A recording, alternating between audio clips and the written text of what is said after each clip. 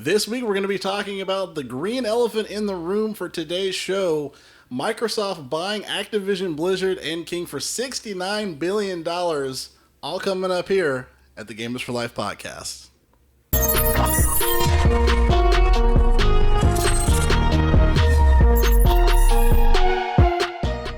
What's going on, guys? Welcome to the Gamers for Life podcast, where each and every Saturday we discuss all things games. I'm one of your hosts, Jerrell. With me is my co-host, my right-hand man, my ABXY, Arthur. What is happening, dude? A lot. Yeah. Needless to say, a lot of stuff has happened, and it's funny. Coincidentally, we're just like, oh yeah, we'll do one remote record, and then we'll do a one in person. And it seems like the stars aligned because holy shit. Yeah, they're like, hey, you want to hear about one of the biggest acquisitions in your lifetime? Yeah, sure. So we're going to be going down and dirty on this one. And to join us on kind of putting our brains together to figure this out, coming back here so quickly, but becoming a fan favorite here. We got our man Church back here with us here on the Gamers for Life podcast. What's going on, man? Hey, feels good to be back. How you guys doing, gentlemen? How you guys doing? Good. Perplexed, but good. Yeah. I think Arthur said it best. There's a lot going on. Yeah, dude. Holy fuck. Yeah. It's been. I've biasly had a fun week. I got lucky enough to get last minute tickets to the Rams game. They won. Also, in like 40 hours later, it's like $6 billion? Huh? What? Huh? 60 what? Yeah, man. Crazy stuff here, dude. So, this is going to be the main topic here of the show today, just because nothing else really matters besides this. No. So, we're going to be, we're just going to dig deep, pretty deep here as far as for this news here. So for those of you who aren't aware, Microsoft made the purchase for Activision Blizzard and also King, who does Candy Crush, for nearly $70 billion with a B, which is freaking insane. This news happened. What was it? Was it like Tuesday or Wednesday? I want to say Tuesday. Yeah, Tuesday this happened. And it's really shook the internet and everything, and everyone's kind of freaking out. So it's funny. I had a couple of points here that I wanted to ask you, or just, kind of talk about here on the show. But I guess before we go into the points, where were you when you heard the news about this acquisition, Church? Oh, I'm glad you asked. So I'm an early riser. I have to get to work early. So I was getting my day together, preparing for like the morning commute.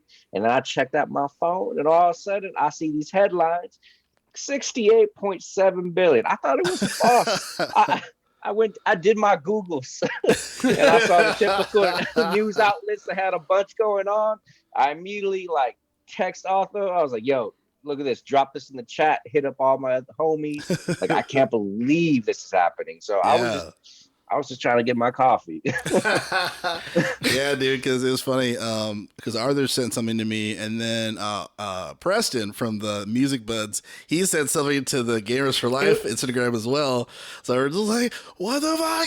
It was like, dude, it was like one of those 6 degrees things. Because I messaged Preston too, and Preston was like, yeah, I know. I already messaged Jerrell. I was like, oh, me too. And it was a back and forth. Yeah. Yeah, dude, I slept in a little bit that day, and I had to say slept in first because I wasn't drinking coffee. I was having a beer. So I'd be like, yeah, early brisk 8 a.m. when the news broke, man. Ooh, that life. I said I was slept. Yeah, Gerald knows. I'm not a morning guy, so I sleep in when I can. I was looking at the group chat. The church was like, "What the fuck?" Freaking out. We're blowing up each other's phone about shit, dude. Yeah, a lot of text back and forth. I can't exactly quote here. Yeah, man. A lot of our little jokes and comments will not exactly 100% family friendly. Yeah. Just of how much of a flex this was. Yeah, this I mean, this is like the flex for the ages, you know. Not even the end of January we see something insane as this, you know. So I kind of want to get, dig on this. So much about this. A lot of fucking stuff So about much. this dude. This is Where to begin? where to begin. So This is not one productive topic, but I'll just say this. I was talking to Joe about this. Yo, you could tell George Lucas was over Star Wars when he sold that shit for only $4 billion. Exactly. Because we were talking about this too, and I was just like, man, he must have not have given a fuck about Star Wars. It's like, look, just $4 billion, fine, for whatever. Get it out of here. Disney's probably like, are you sure? Like, you don't want more than $4 billion? I was like, no, fuck it, I don't give a fuck. You know, I was like, It was crazy at that time. $4 billion was a lot, you know. But like, Yeah. Jesus, Man. And people say the gaming industry doesn't make money, you know. Yeah, Right. it's like games are for kids. How much billion? What? What? How much? It's like I always tell people. I always tell people when people say like, "Oh, gaming's for kids" and stuff like that. I'm like, remember, it takes a good game. It takes a good game, potentially less than 48 hours to make $1 billion, and yet it takes a great movie like a month to make $1 billion. So Yeah. I'm like, oh yeah, you think you're cool watching all these movies and stuff? Like, oh, just watch Grand Theft Auto make $1 billion in 26 hours. Yeah, dude. The games are literally like helping the economy, the global economy. Dude. So I guess I have an odd question, but maybe possibly a fair question to ask. How does Microsoft get away with this? You know what I mean? Like, I feel like Activision Blizzard is such a huge fucking like company, so many huge IPs. Because I was talking to Arthur about this, right? So this is kind of my reasoning for this question is that I was talking to Arthur about this, and I was like, remember when T-Mobile purchased Sprint, you know, way back when, you know what I mean? And the government was like, wait a minute, injunction, you know, blah, blah, blah. Monopolies. Yeah, monopolization, you know, like, and all that stuff. But I just feel like there's nowhere near. I mean, obviously, I feel like the Apple Epic trial kind of pretty much identified, okay, the government is not really paying attention to the gaming industry. Just because when it comes to something like this is such a huge fucking purchase. I mean, besides Activision Blizzard, well, you got EA, right? You know, and then you got, I mean, fucking Take-Two. Rockstar. Rockstar, which obviously connected to Take-Two, but there's not that many huge like conglomerate video game companies like this. I think EA. I think after this, I think on a large scale, EA and Take-Two are that's it. Yeah. Because the interesting thing too, there's a bunch of articles around this which I found interesting. One of them was they were saying how Activision, for some reason, I don't know why, they were looking at Facebook to buy them before Microsoft went ahead and purchased them. So part of me is wondering if Zuckerberg was just like, I don't fuck with that shit. You know, like, unless it's all VR, I don't want to do it. You know, like, I'm wondering what. The only thing, because I did see that article too of that. So a couple things about that. Number one, it meant Activision was looking for somebody to buy them, which I thought was weird. And the only thing, so again, like so many articles just create so much more news and talking points, and you have to think about it. So like that article said, Activision was looking for Facebook to buy them. Okay, dial that back. That means Activision was looking for somebody to fucking buy them. That's crazy. Right. Yeah. And Makes sense. And for me to go down that rabbit hole, that meant like, we'll get into this more later, but that meant Activision was ready to get Bobby the fuck out and have have like a new quote unquote face come in or like a new PR thing. But like, well, if we're gonna do a new PR thing, let's make a couple fucking $1 billion. And then back to the Facebook thing. The reason I was thinking that I think they wanted Facebook to buy them is because of all this NFT metaverse bullshit. Like, you can buy a digital house next to Snoop Dogg. And what the fuck does that mean? Yeah. So I thought that was weird, but with that story, that's the reason why I can think that's the only way I can connect those dots. Activision, like EA, stupidly likes money, regardless of the quality of their games, aka the new Call of Duty. And metaverse NFTs are this weird new thing. A quick, easy way to make money. That's the reason why I was thinking of connecting those dots of why they wanted Facebook to buy them. Interesting. Yeah, that's a fair point. Definitely. Your thoughts on that, Church?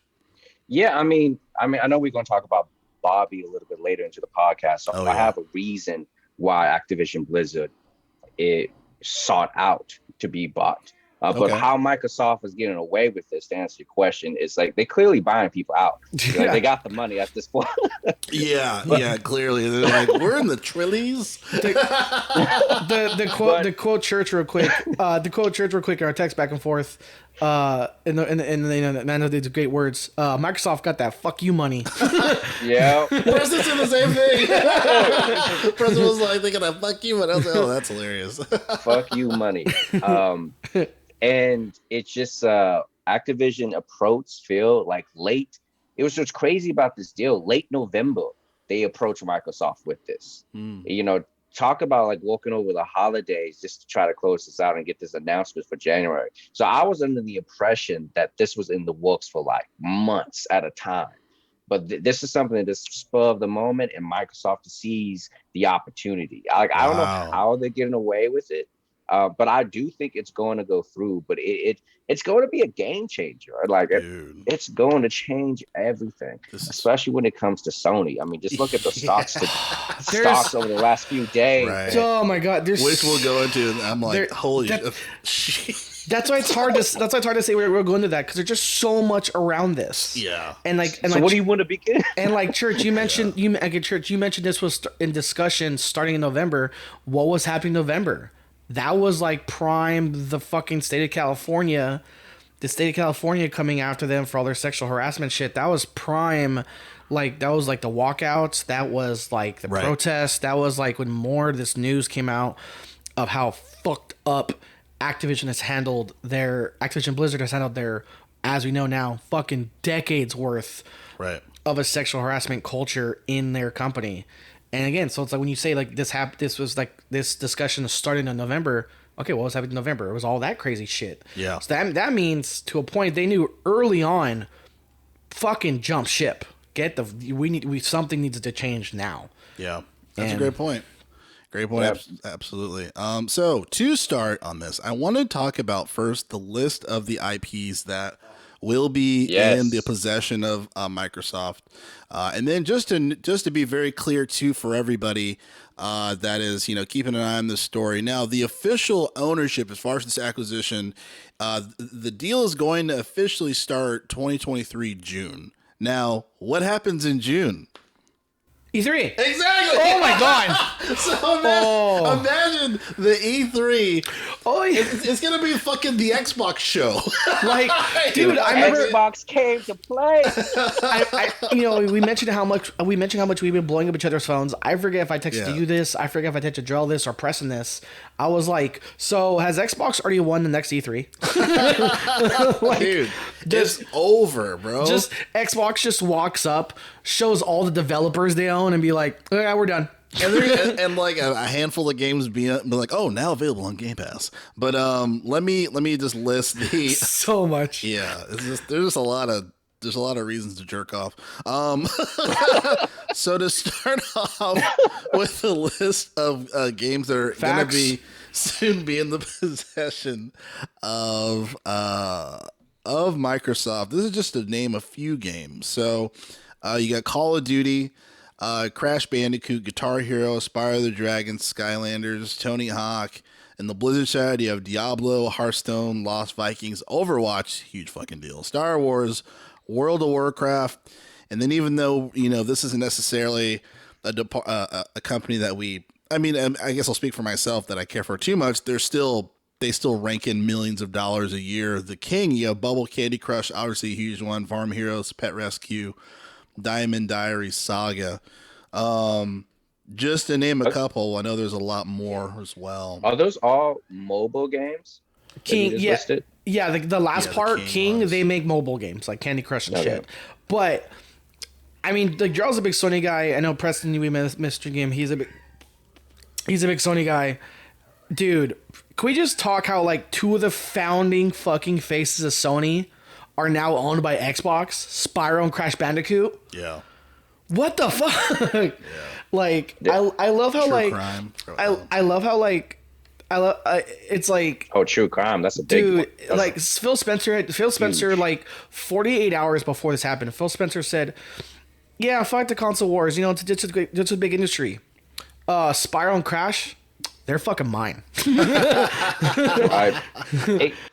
You know, Xbox has this message like they don't do console wars anymore, but there's clearly more of a war going on, dude. Than ever right now. They are lying through their ass, boy. They're like, there is no war. We won a while ago, dude. It's like for me, it's like Phil Spencer is the most yet opposite Teddy Roosevelt. It's like speak softly, carry a big stick. Yeah. Except when it comes to monopolies. It's like speak softly, like. We don't want console wars.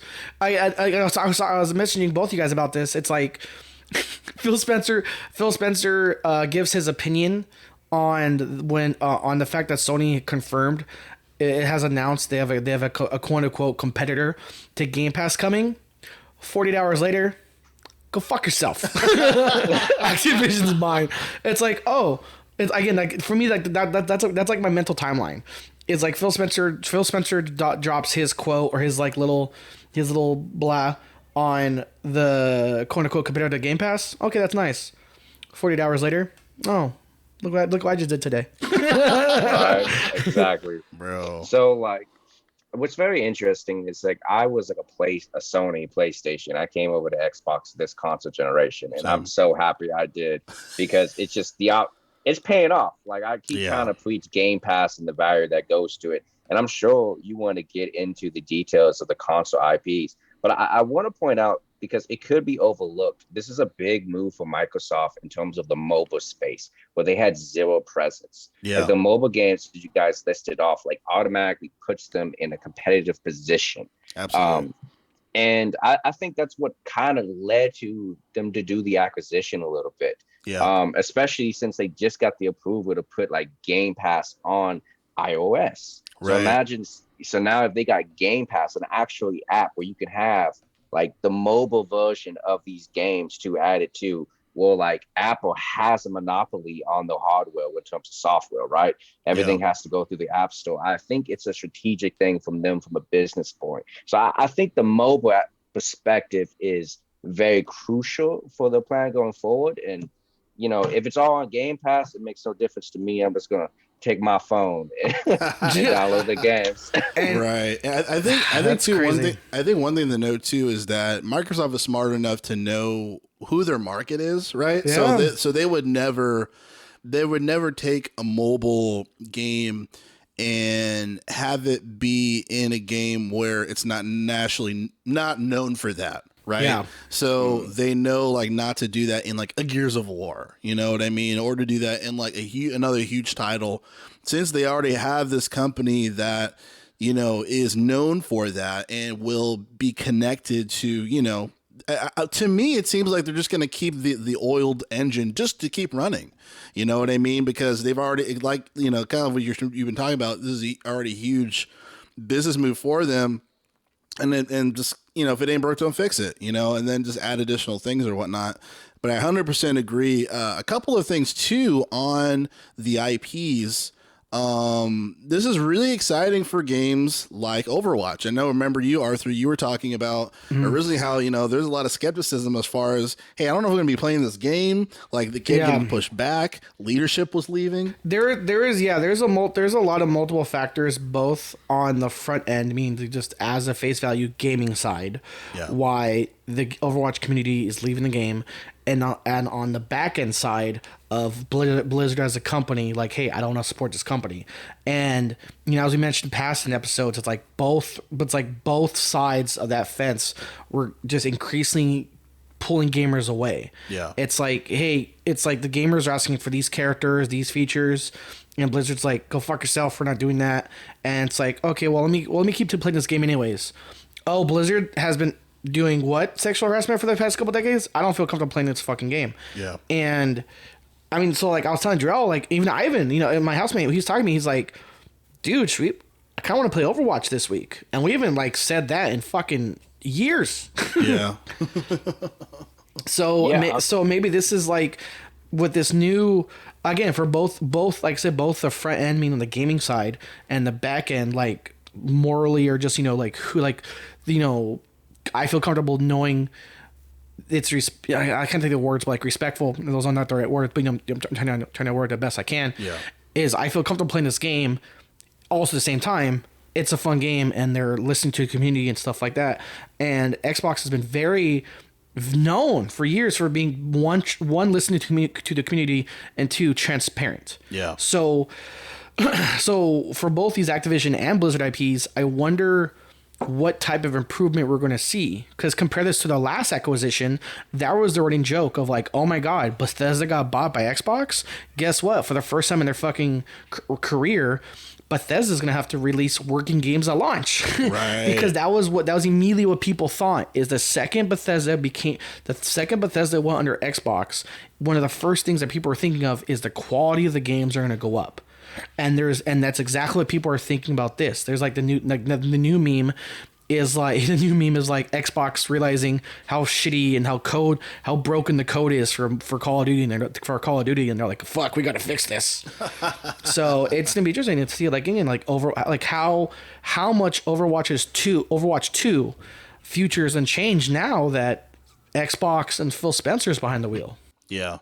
Yeah. So yeah, I mean, like I like Overwatch just like you do, Arthur, and I was probably going to play Overwatch 2 with like a dirty conscience, to be honest with you. I just love that series. It's all good. But with this acquisition, you know, maybe with the possibly restructuring that we can go into the game, one, it be released, right? It keeps getting delayed, and that you know, cleaning house.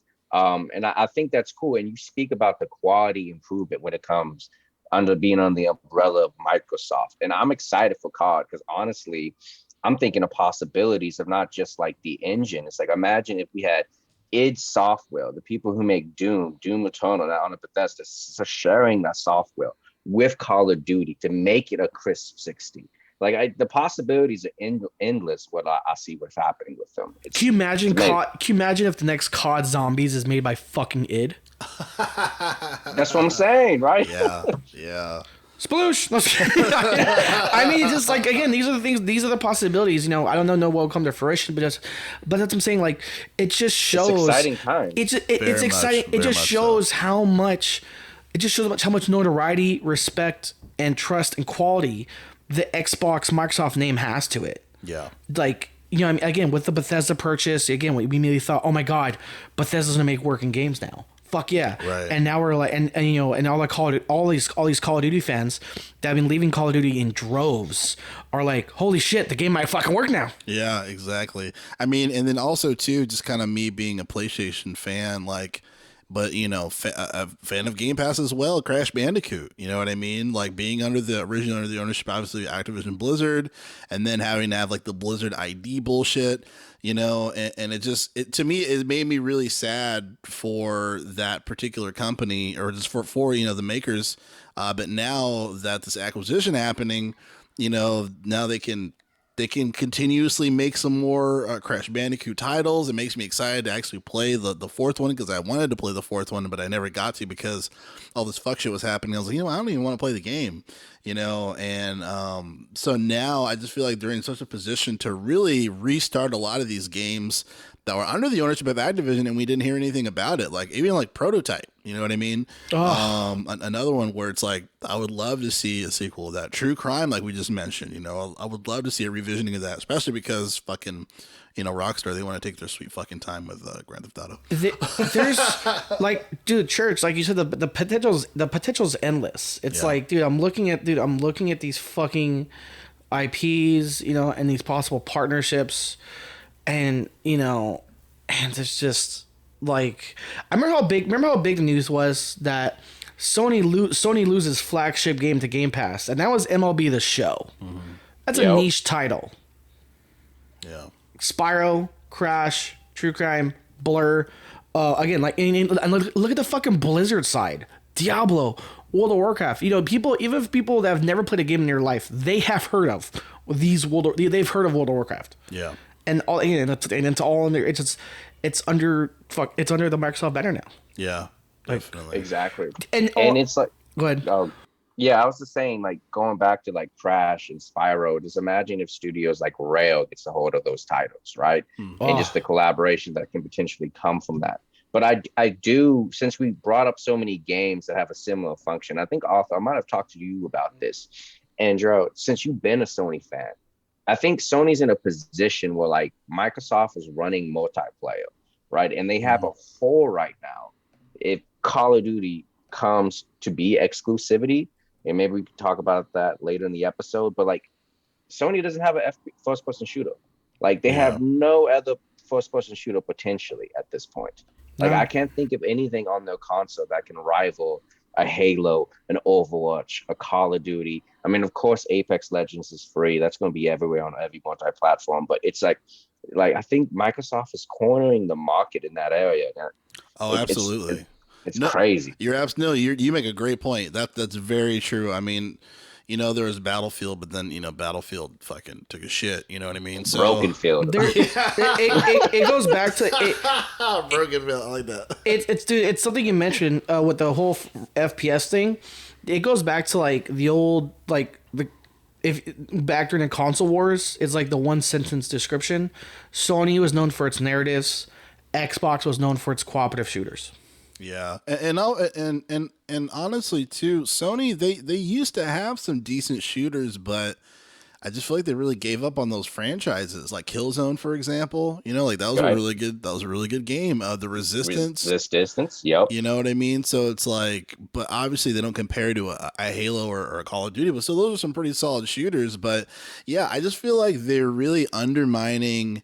They're undermining a lot of these franchises that were under their belt. But now, like you said, with Microsoft cornering the market, especially when it comes to Call of Duty, you know, this is definitely lighting a fire under their ass. And it's interesting, too, because there's a lot of these news article responses that I thought were kind of silly. Like one of them was like, you know, well, we hope that they maintain their agreement and contracts that it'll stay multi-platform until 2023. I'm like, that's your guys' plan? Like, that's what you told? That's what you told media? When it's like, what do we do? Tell them that I hope they go through their contract and that they're still multi-platform. I'm like, it sounds like they're fucking scared, dude. Sounds like they're shaking in their boots, bro, because 2023 is not far away, you know? Yeah, man. That Tuesday morning Zoom call at Sony was terrible. Yeah. I mean, it's hard not to like jump a million topics because there's a million topics going on with this again how big this is. So real quick, so we listed the IPs that Xbox is now getting. One thing I'll say to this real quick, just on its own, is, you know, people are saying, oh, Sony's dead, stuff like that. I can't speak to say Sony's dead because this year, I will say this, in terms of timing, Sony does have a lot of games in their back pocket that's coming out this year. So just they make great games. So just a reminder, this year, Sony customers got God of War, Horizon, Gran Turismo, Forspoken, Wolverine, and the new Spider-Man thing. So in terms, Wolverine's coming out this year? I thought they didn't even have a date. It was tentative holidays of this year. Oh, they got to make it this year now. You mean Insomniac's Wolverine? Yeah, that's no way. Are you sure about that? There's no way. They just announced it like at E3, like in development. Okay, I don't know if they got Wolverine this year. I just have that on my list of things. Yeah, but as an Xbox, as an Xbox guy, I will absolutely play devil's advocate. And people are saying like, "Oh, Sony's dead." I'm like, dude, I'm an Xbox guy. Even I'm fucking hyped for God of War. Are you kidding me? Like, yes, yeah. Sony isn't dead, but that 80 or that $69 billion purchase. I mean, that was like a 10 to 20 year deal. You know what I mean? Like Microsoft is thinking that far ahead. You know, because even the CEO of Microsoft talked about it. Not just Phil Spencer, head of, you know, the executive or president of Xbox, like fucking Microsoft CEO talked about the importance of that acquisition. So this is absolutely like, you know, I mean, it may be damn near, you know, a 10, 20-year deal as far as for how much money they're really putting in. But then knowing how much money they're gonna get that ROI probably within 10 years. You know what I mean? So it's kind of a crazy thing. And then with that in mind, Sony really need to start looking at that marketing plan that we've been talking about. Oh, real quick, the ROI, I would argue they actually have a chance of making this ROI in less than 2 years. I don't know about I mean, that's possible. Think about all they've this. made Bethesda back already. I think that's why they felt so comfortable making this deal. Remember, think of every IP we just listed. That includes World of Warcraft, every Call of Duty every Call of Duty fucking microtransaction, including Call of Duty fucking mobile. That's true. And remember at peak, these mobile games were making $1 million a day. Yeah, Call of Duty Warzone made like 85 million or something last year. Yeah, these types of games are making $1 billion a quarter, and that was like, again, that's one IP. So you look at all the mobile games they acquired, which, by the way, Church, right? Because that was one thing. Like, I don't know if it's because I would argue, if I'm wrong, I'm wrong, but I would argue for the almost. It feels like, as a fan, this is my biased fan coming out, for something Joe and I talk about a lot, for the love of the game, for the love of the art, it was like Microsoft was actively ignoring mobile games. Also, on a side note of that, because of quality, they're like, well, why have mobile games? We have the xCloud. Like, do you want to, almost jokingly, now this is under their franchise, but it's like jokingly, you want to play Candy Crush, or do you want to play all these full AAA games on your phone too? So our, return on investment, money wise, think how much these mobile games make. Again, all these Blizzard games make. Remember, because Blizzard's been a big thing of microtransactions ever since Activision acquired them too. Mm. So there's so the ROI, I would argue single digit years. It's possible. I mean, we're thinking the billions here, but I think they're absolutely going to make it back. They wouldn't even make they wouldn't even have made it. Oh yeah. I mean, fucking the Star Wars purchase, they made that back in like 3 movies. Yeah, right. You know what I mean? So yeah, I could definitely see that, especially with like World of Warcraft. Like people are still playing that. And all those other things. So I think you have a valid point, definitely, Arthur. I wanted to talk about the next thing here off of the chopping block. How do we feel? Do we feel that the ownership for some of these games is going to change, and that possibly the work culture is going to change? Because, one of the big things within this crazy shit with the sexual harassment lawsuit for Activision was also just the grinding. These employees had to constantly grind and long fucking hours to get these games out. And a lot of people have, a lot of turnovers after that shit happens, and this is a constant thing in the industry. Riot Games is known for this grinding effect too. They've been on the fucking news and even on Homeboy's show on Netflix, The Patriot Act, talking about how crazy grinding is within the gaming industry. I mean, I almost feel like they're kind of like, it should be a better space for them, especially when it comes to just Activision in general, because Jesus Christ. So I really hope, I guess, not really a question, but I just really hope that those employees there, that are good employees, that they feel like, hey, like, we want to take care of you guys. You know what I'm saying? Like, what are your thoughts, Church? So when it comes to this, when you say ownership, you use 2 questions. Do I feel like ownership is changing in terms of studios making these games, or like on the exec level? Yeah, well, it's kind of a twofold question, because one, yes, especially with Overwatch, right? Because there was one of the bigger leaders of Overwatch left. And he was one of the minds of Overwatch and one of the people that were working on the story as well, right? So part of me's thinking, with that acquisition, and I know they want to continue that franchise and work on that game that everyone's waiting for Overwatch 2. What their thoughts are around that. How, like, who are they going to assemble in those roles that is connected to Microsoft? I'm kind of curious about that. And then also just the second part of the question. Hopefully a lot of these employees will stick around, right? Because the last thing that they want to do is make this big purchase, and you have these talented employees they freak out and they jump ship or something. You know what I mean? Because we still want to keep a lot of these games, at least the feel of it still being the same. You know, the reason why we like these games. You know, so I guess one, you know, I'm curious to see where, you know, as far as like these games that we're like, where's the sequel or what's going on with these games that we actually see like actual movement on them, you know? And I think that's why the 2023, once this happens, that E3 is going to be insane. Dude, 2023. That is going to be the greatest E3 of all fucking time. I feel like so to answer your question, yeah.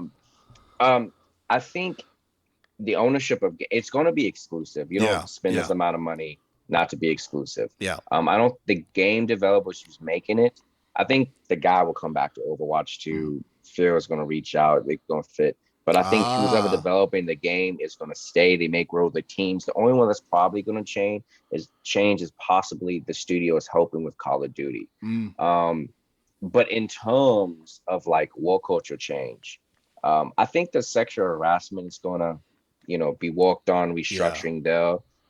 It's just too many eyes on it. But grinding in the industry, every industry grinds. There's always crunch time in any industry you walk in.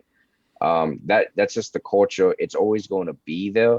The different, I don't know if Microsoft is going to change. I mean, just look at 343 Studios and the like employee retention rate that the Bloomdale's article released with Jason. The guy did Kotaku, I forget his name. Yeah. He talked about how everybody was on contract. So I know that was a phone call over the holidays. I'm sure CEO of Xbox was talking to 343, but that's their own personal studio that they were managing, that they were not able to keep employees just because of a business decision. Yeah. You know, putting everybody on contracts. So I think there's a possibility, but the grind is always going to be there, unfortunately. There's like deadlines. The difference is I think they have the capital that they can take more risks to make the games better and expand employees because you got Microsoft backing them.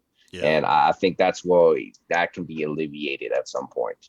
The studios can grow. That's a good point. Yeah, because part of me is thinking like, I mean, it'd be it's almost like buying like a bunch of like 2747, you know, jets, but then, you know, all of the pilots leave. You know what I mean? It's like, hey, I bought all this stuff and now I'm fucked, you know, but I think you make a really good point. What any thoughts, Arthur? I was just thinking a joke. I was just, so, because you mentioned how, the Overwatch creative director left.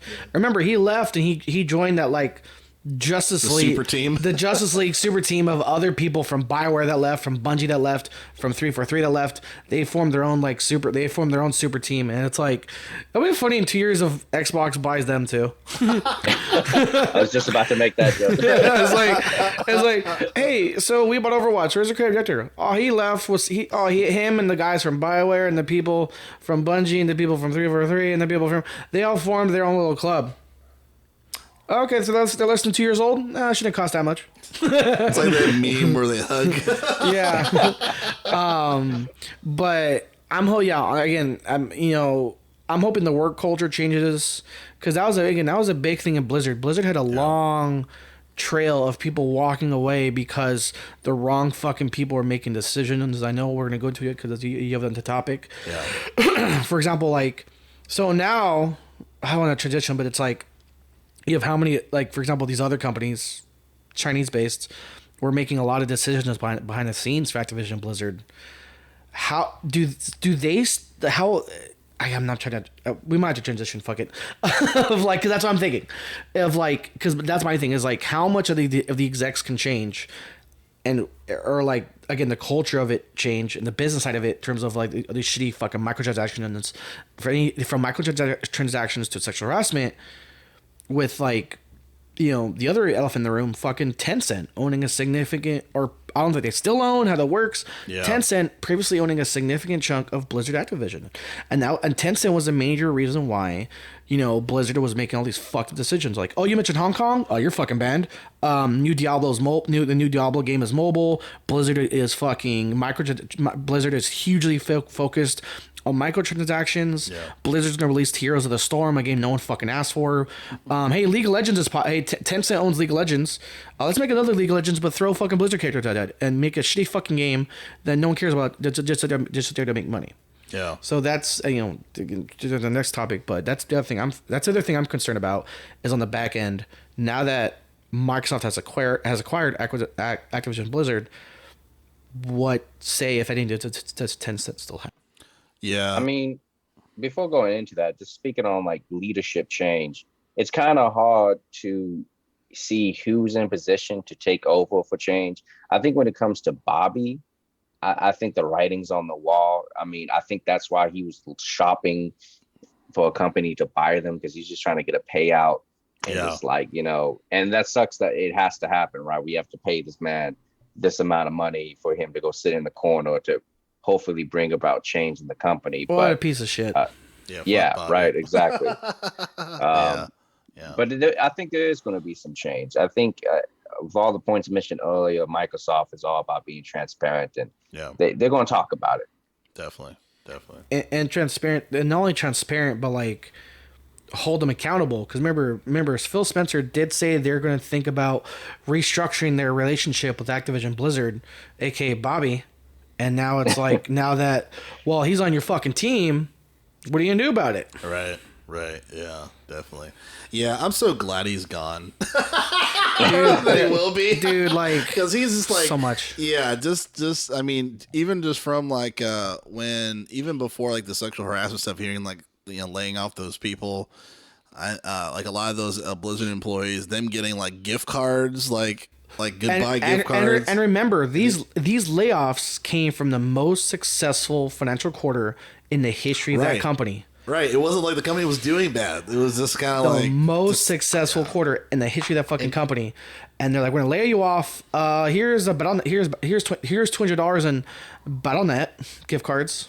And he got a big ass bonus too. You know what I mean? So it's just $200 million. Yeah, it's just a lot of nasty shit. So and then that's not even to include the 2016 like, him threatening his assistant or some shit. You know what I mean? But yeah, so I'm glad he's fucking out of there. And then like I was reading an article that said like 40 or so employees were let go. You know what I mean?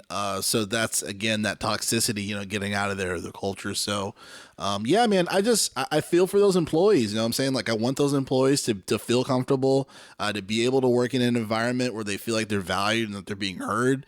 Because I know that was one of the big things. A lot of people in the gaming industry, when this whole sexual harassment stuff was going on, they're like, please do not punish the employees that are working there. Like it may, like, we understand, like, you're, like people being like, fuck Activision, like it's a leadership thing. It's not like everyone's bad, because a lot of these people that got, these are their jobs, you know what I mean? So, I hope that they're kind of welcomed in open arms. As far as for the answer your Tencent question, Arthur, that is interesting. Part of me just feels like they're just like, look, you're going to get the same percentage, or we'll give you a little bit more, whatever, and, let bygones be bygones. Because I feel like there's a huge net of contracts around all of that, and shareholding or whatnot.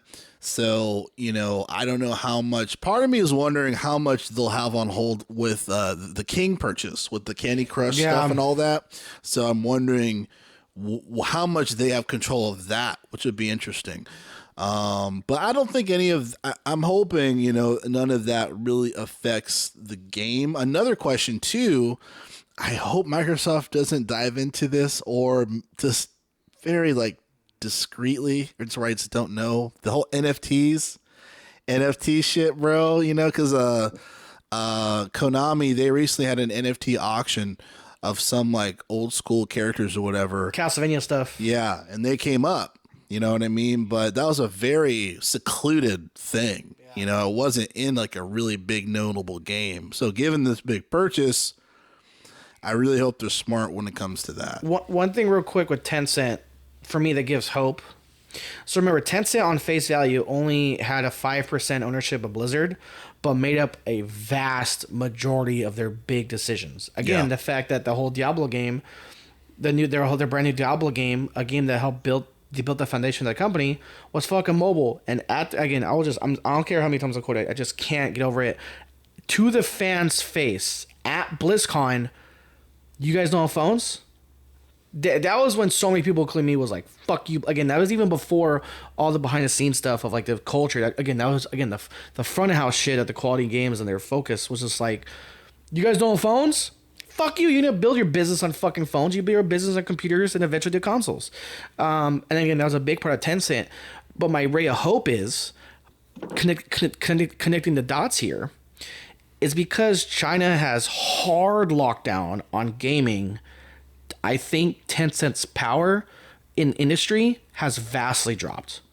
The fact because Tencent had a huge chunk of the mobile gaming in China and all this other shit, but now that China is like, oh, you can only play games 3 to 4 hours a week, I think, linking this to this Activision relationship they now have with Microsoft, I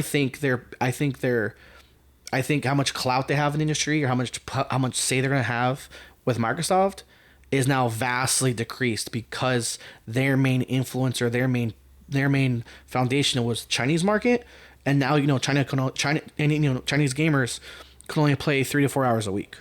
Yeah, that's a very good point. Yeah, no, that is a good point, and it's hard to tell too, as far as from a visibility perspective, because we don't have that.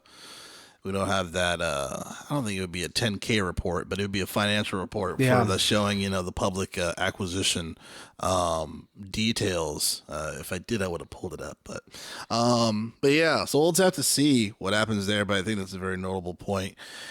Which brings me next to one of the, and it's funny, before this, but during all of this, I did have to chuckle slightly as far as just like, when it comes to one of the big gripes or jabs that I had towards Microsoft was just like how some of their IPs, like some of their main IPs, it's like, man, like, I feel like they had to spend, billions of dollars just to have some IPs to release besides like, Halo or whatnot, and then it's like, oh, this shut me up, I guess. But given as far as for their old school IPs that Microsoft is known for, I mean, where does this leave Gears of War 6, man? Like, I'm really hoping that this doesn't, I hope we hear about that game more. You know what I mean? Because if I don't hear about Halo, I think of Gears of War 6 when it comes to like big Microsoft IPs.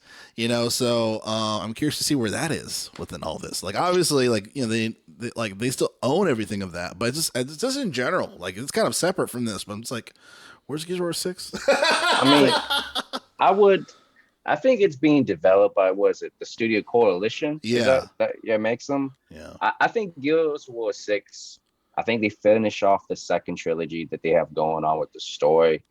And personally, give that to id Software to go make the next Gears game. Just give everything to id. I mean, because I would love to see what Coalition could do on a new IP. Yeah. Right? It's just like they had 6 games of this, hey, Bulletstorm, go do something new. Yeah. And then I would actually reboot Gears at this point. Facts. Personally, with a new studio and a new vision of it and what it could possibly be. But I think they're gonna still make Gears of War 6. I think it's business as usual for them. It's added to Game Pass, add more value to it. We have a player base for it. And they seem to support it. I mean, they dropped that DLC story content that I played through. What was it, like about a year ago, December 2020? Hive Busters. Oh, Hive Busters. Yeah. We played that. That was fun. Do you remember? That was fun. Real quick throwback. Around the time right before Hive Busters came out, Outriders came out, which is made by People Can Fly, who have been the backup B team for Gears of War for years. I remember, Jerrell, you, me, and Victor were playing Outriders like crazy, and even though it felt like Gears of War, the recoil and stuff was way different, aka easier. Dude, Church, when we stopped playing Outriders, or when we finished playing Outriders, and when we get back into Gears with actual recoil and other shit like that, we almost gave up. Because it took us, I'm not even joking, like maybe at least a dozen tries to win this battle that we left off on. We had to relearn how to play the game. It was so bad, dude. It was embarrassing. Like, it's like, Outriders has decent recoil but nothing crazy. Also, you play Gears of War, and Gears of War, the classic, the classic gun is like, I'm shooting. Now I'm shooting the moon. Fuck. We were streaming, bro. It was embarrassing. I'm so glad Twitch deletes all that shit after like 72 hours. Because dude, it was Dude, we were like, what's wrong with us? Like, what's going on? Like, it was really bad, like game-itis, you know. Like, It was bad. It was like the most we've collectively failed as gamers of like, what is happening? That's funny. Yeah, bro. Nuts. So the transition here. So given that we talked about kind of just the stuff with Microsoft and just, the celebration around that, is it useless to have a PS5 at this point, Church?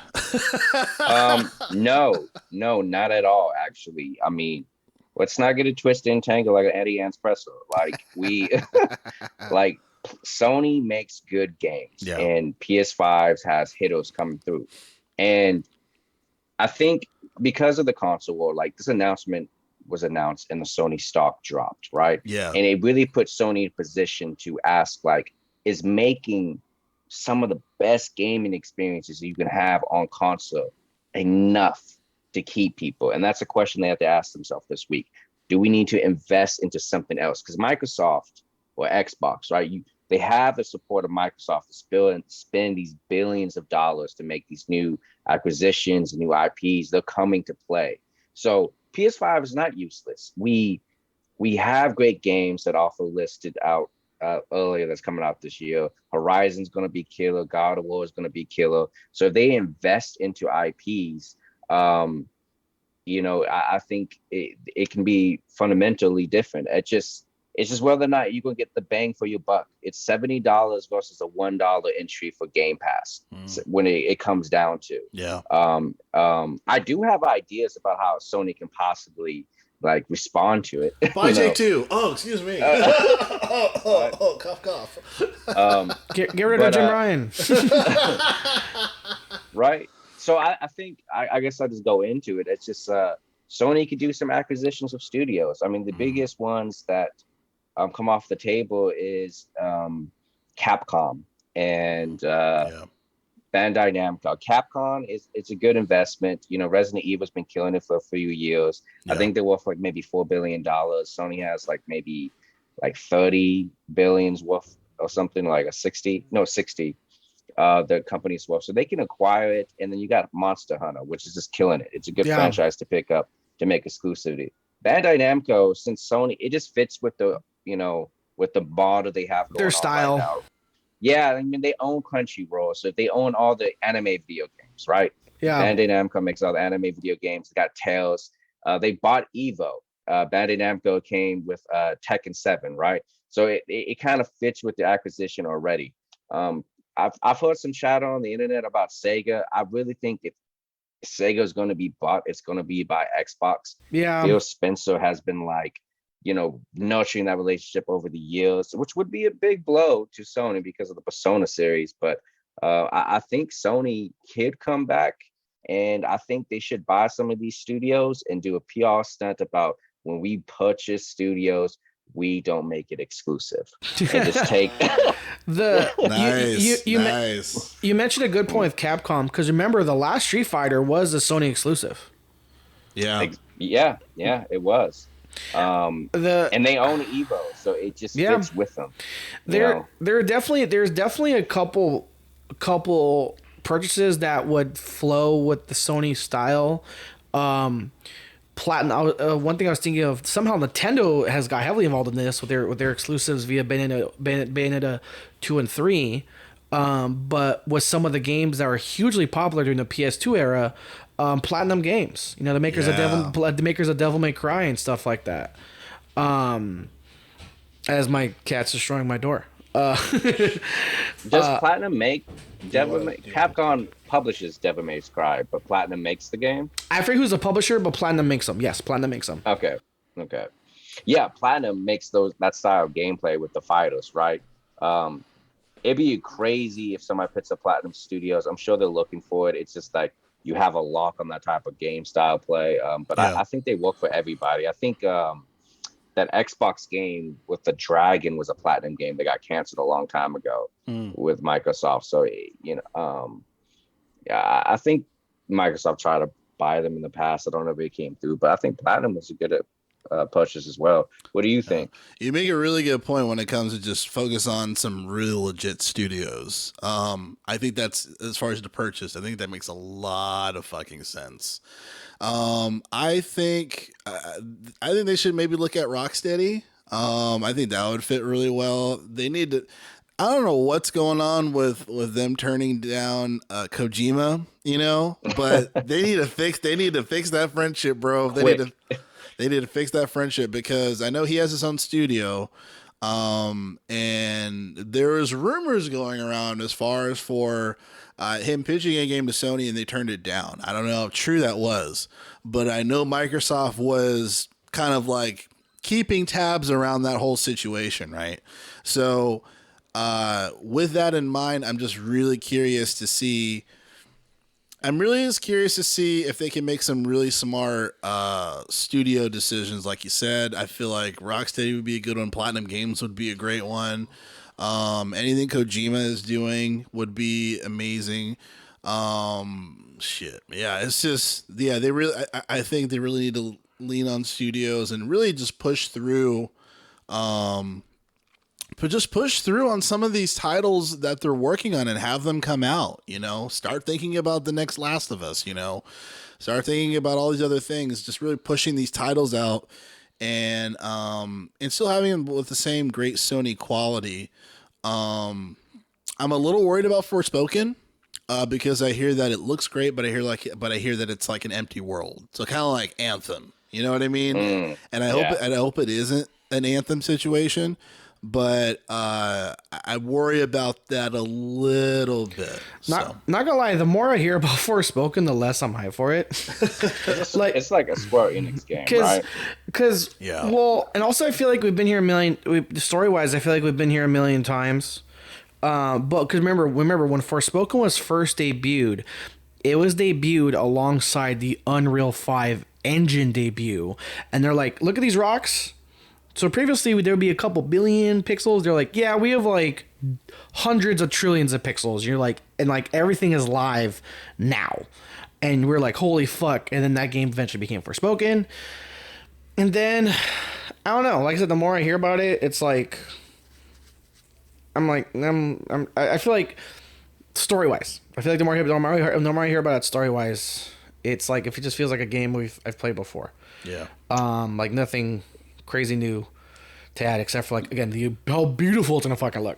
Yeah, because it kind of seemed like it was just like it was one of those games to show off the engine. Yeah, but it's okay. But what about the game though? The tech demo got made to go full game. Yeah, and it's like, here's a heroine, and I'll save the day. I'm like, cool. Yeah, I'm just not excited about Forspoken at all.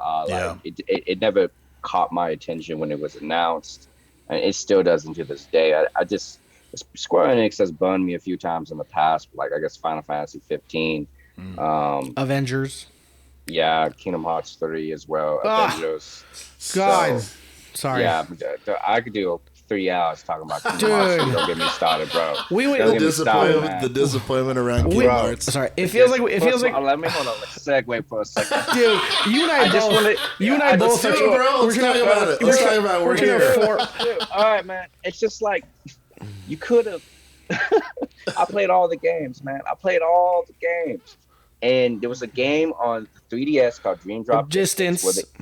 Where they decided to make a decision to bring back previous antagonists back to life. You could have took the game anywhere, anywhere, and they decided to do this. It's just bad, man. Oh man, don't get me started. I will go on to a tangent. You don't understand. I love Kingdom Hearts, I do, and I hate it at the same time. It's to a point. I will play KH4 just so I can hate on it. Yeah. Dude, but it's go ahead. I'll say no. I'm like on you. I'm like, dude. I was telling Jerrell, man, are you fucking kidding me? We had to watch the entire fucking music video for Let It Go. Dude, why? That level was terrible. Frozen, terrible. The whole here's the level. This is the entire. I'm not even joking. This is the entire Frozen level in Kingdom Hearts 3. You try to go up the mountain, you get knocked back down. You go up again, you get knocked back down. You go up again. Oh, okay. This time you'll get knocked down because you finally beat the guy. Oh my goodness. And somewhere in there was like 2 or 3 fucking music videos for their songs.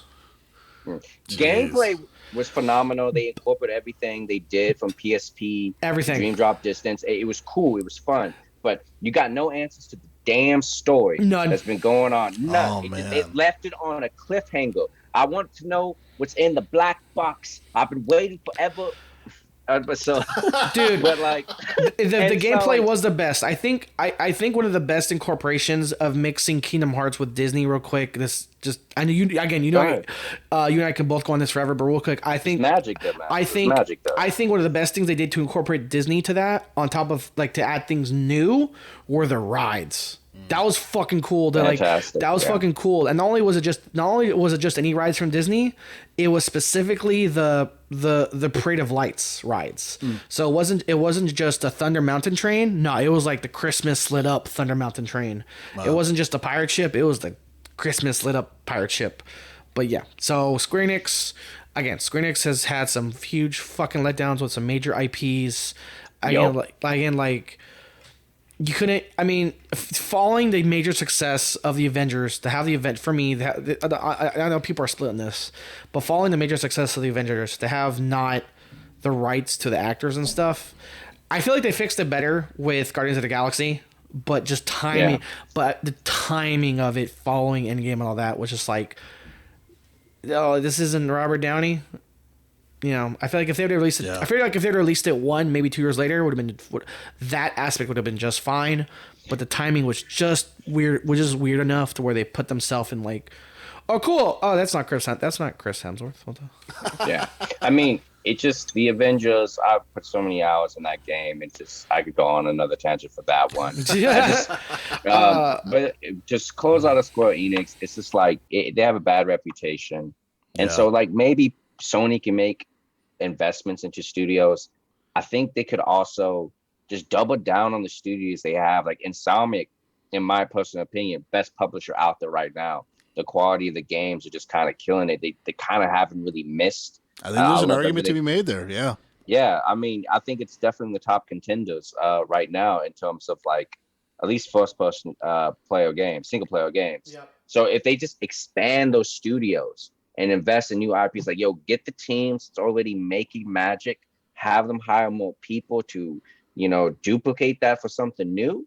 I think you can win. But my question to you guys real quick, if I'm just going to ask, do you think it's enough just to have games? For Sony just to have games? Or do they need to add more to the community, more services like Xbox is doing? I don't know. Okay, to answer your question, is it enough to have games only? Xbox has shown us no. But at the same time, I don't know what else Sony can do because I really haven't seen Sony do anything else. Now, I will say we talked about it last week. They're showing more investment into their VR. I think now is a good time for VR because when VR first came out, it felt like a gag. It was really jank. There were VR games just for VR, but now, as we mentioned last week, we're seeing like games like the Resident Evil series. We're seeing Resident Evil games like Skyrim be full games. Also now full games in VR versus a VR version. So there's that. But what else they can do? I'm not really sure. Do you think they need to do something more? Yeah. You said yes, right? Yeah. Yeah. Yeah, that's crazy. It's interesting because I think if we talked 5 years ago, I would say just release the games. They have a history of having first party titles, exclusive, really engaging story. They do great from a sales perspective. Now, I think they need to fix PlayStation Now. PlayStation Now is a fucking mess. Like, it doesn't work that well. I heard about PS3 titles coming back on the store. Remember, they were trying to get rid of those. If you feel like those are coming back, in my opinion, I would treat PlayStation Now kind of like having a virtual PS3, 2, and or 4. Like, I feel like they need to really dig into nostalgia. I bought Time Slayers last night on the Xbox for $5. Nice. And real quick, it's weird. It's weird because like the more I think about your questions, like a yes and no. Because here's why. Because of what we've heard Jim Ryan say. Jim Ryan has come out and said his focus is blockbuster fucking games. Yeah. And you know me, I praise indie. Like I said, like look at the publisher of, look at the maker of PUBG games. Have you heard what his new game's going to be? His game is going to be a literal planet-sized 1-to-1 ratio open world game. So that's why we mentioned we mentioned it before, and so I try not to go my indie rant over and over again. But like I said, you can't have No Man's Sky without like Danger Joe. Yeah. You can't have Last of Us without that one fucking game in the 80s that Naughty Dog made. Yeah. And so again, League of PUBG, and now, I think now, for example, the maker of that game is making his True Passion project, which I think is be fucking crazy. And if it's like on the right engine, and if it's a Sony exclusive that's big, to say we have a literal 1-to-1 scale planet-sized open world game. Like things like that for me just sound like the future of gaming. And for Sony to say we're part of it, Sony's the future of gaming, that's a thing that it says a lot. And Sony's like takes half a step forward and like 3 fucking steps back. Like remember after the first year of COVID, when gaming was the most profitable industry, beating more than movies and music combined. Yeah. Sony could have had the chance to come out in E3 and say we are the number 1 most successful selling console in the number 1 most successful industry in the world, and they said we're not going to E3. Yeah, they completely undermined it. Again, back to your question, Church. You mentioned Insomniac. As an Xbox guy, I love Sunset Overdrive. Remember, Sony bought the trademark to Sunset Overdrive. Yeah. So that we might have a potential. We might have a potential reveal of the new Sunset Overdrive being a Sony exclusive. Yeah. So I think it's like, yes, I want them to see more than games. That's potentially this new Game Pass competitor or potentially PlayStation Now, but also, yeah, like Church said, like look at your current studios and focus on them more. But again, Jerrell and I know we shit on Jim Ryan because Jim Ryan has actively said, they're not AAA games, or they're not quote unquote blockbuster games. Yeah. Yeah, I think Jim Ryan's full of shit, like in terms of like blockbuster, because it's like he believed that, and it was, I don't think, how do I want to say this? When he made that statement, PlayStation was in a great place, but in the last year when Microsoft was making these type of moves, he'd be foolish not to look at other opportunities. And the reason I say this why is because Microsoft invested in the infrastructure, right? For backwards compatibility. It's all been a plan. So they need to look, if we're going to make a change, we need to start working on it now. Because if like streaming gaming becomes a thing, if Game Pass is on every TV like app, like in the future where you're going to stream your content, Sony needs to be part of that first. So it's a belief whether or not you think that is the future of gaming, and how you're going to compete with that. I mean, at the end of the day, they can always add like Game Pass to PlayStation and they'd be fine.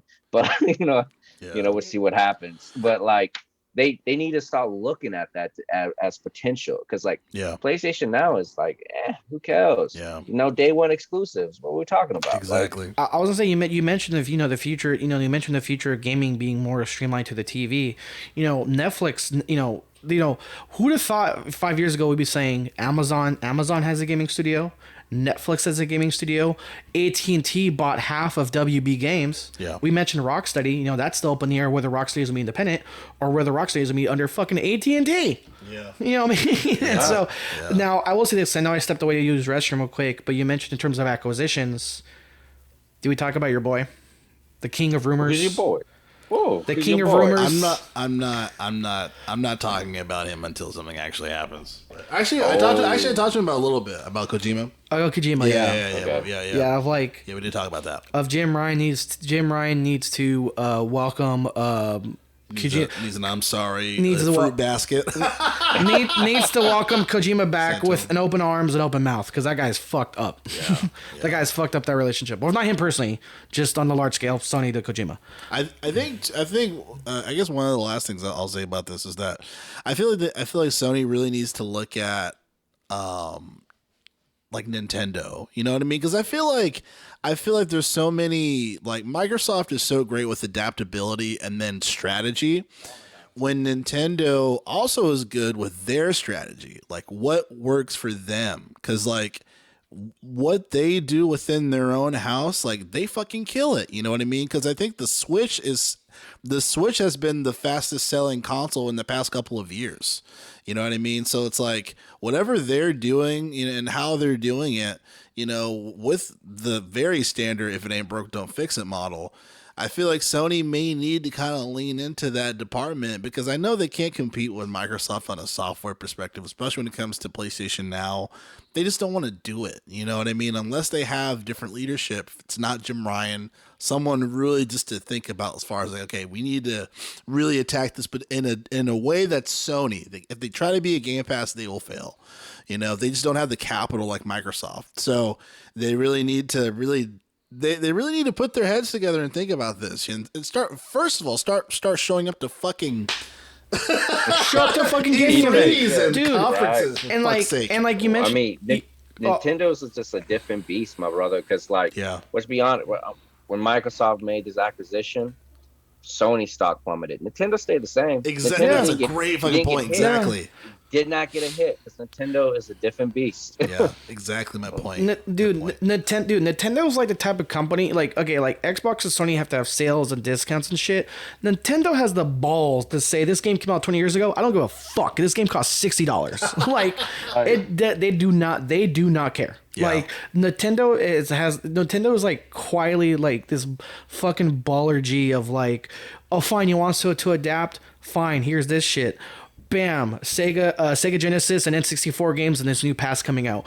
Wham, with that fucking godlike of a fucking presentation they had. They had no business being that Nintendo Direct had no business being that badass. Yeah. Like I said, that was better than their fucking E3. Like you're just gonna quietly drop. Oh, it's like hey, people want nostalgia. Wham, Sega Genesis and N64 library now part of their online deal thing. It's a different package, but still. Yeah, I agree. So again, you know, like Nintendo openly is aware that Game Pass and streaming is not their thing. Well, arguably with this new plan, but they're still dipping their foot into it, and they don't give a they proudly, but yet successfully do not give a fuck. Yeah. Crazy stuff, man. Well, any lasting thoughts here before we wrap up the show? What about you, Church? Lasting thoughts. I think. It's just exciting times to be a gamer right now. I think competition breeds the best out of it.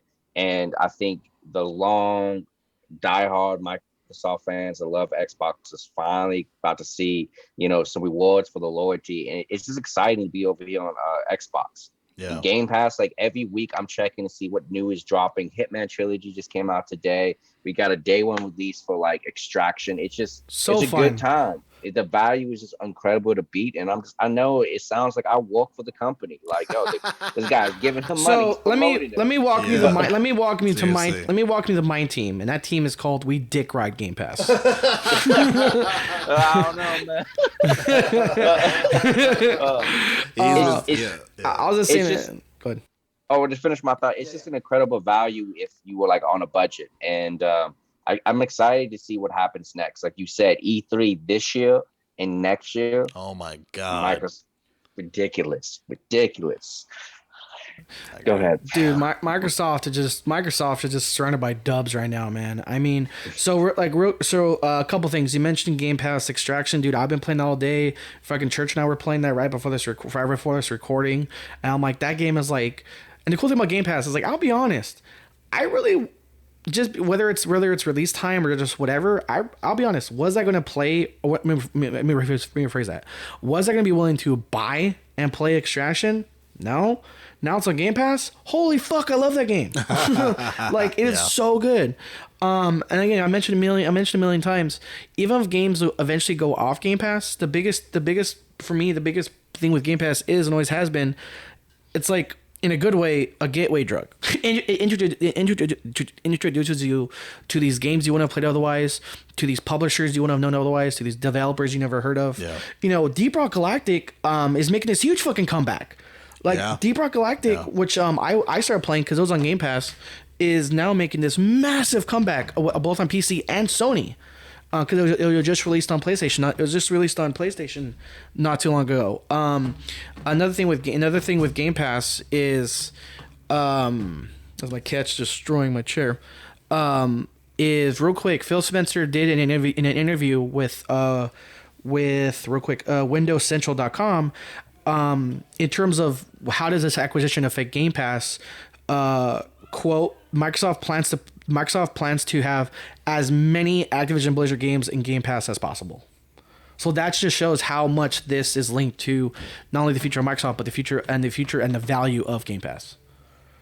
Yeah. Because like we're gonna have a lot, we're gonna have some. No, we're gonna have, like from Phil Spencer's mouth, we're gonna have as many games as possible on Game Pass. And fuck, that's awesome. And just my last Go thought ahead, man. is just like because of Game Pass and what we're doing with this, it's just the archiving of gaming history is just happening naturally. Right, we can go through every series of games. Whatever's being released now is going to be able to be played forward, and I think that's just kind of cool. Yeah, they're definitely leading game preservation. That's an absolute fact. So people are sad that Halo 3 servers are down, but at least for like local or for at least local co-op, still on Game Pass. Nice. Well, Church, man, once again, man, amazing breakdowns. Appreciate you coming back here on the show to break down this ridiculous ridiculous announcement. So thanks again for being on the show, man. Thanks for having me. It's always a pleasure. Of course, man. Of course. Well, there you have it, folks. This is the Gamers for Life podcast here again each and every Saturday discussing all things games. I'm one of your hosts, Jerrell. With me is my co-host, Arthur Thomas. That's me. All right. Thank you, guys. We will see you next week.